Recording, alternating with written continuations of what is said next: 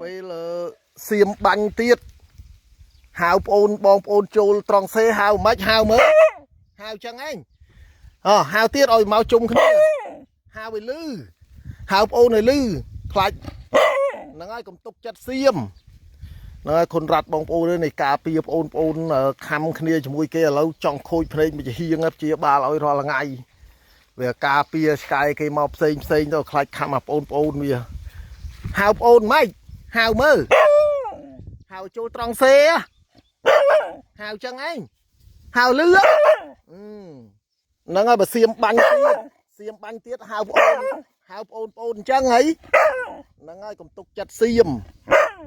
ហៅបងប្អូនចូលត្រង់សេហ្នឹងហើយតែឆ្កែហ្នឹងហើយតែឆ្កែក៏អត់ទុកចិត្តសៀមដែរសងៃហ្នឹងព្រោះសៀមវាធ្លាប់ដើរប្លន់គេឈ្លានពានគេតែឆ្កែក៏វាមិនទុកចិត្តដែរហៅបងប្អូនត្រៀមខ្លួនណោះចាំប្រហាត់បងប្អូនឲ្យចេះលូនចេះក្រាបលឺនៅហ្នឹងហើយប្រហាត់ឲ្យចេះលូនចេះក្រាបលឺនៅប្រេះពេលសៀមបាញ់មកគេដេកក្រាបមិនដេកមើលដេកបងអូនមើលពេលសៀមបាញ់ដេកក្រាបក្រាបមិនក្រាបមើលក្រាបអញ្ចឹងឯងក្រាបផ្ងាពុះផ្ងាឲ្យខ្លាំងផ្ងាឲ្យចងាងបែរមកវិញហ្នឹង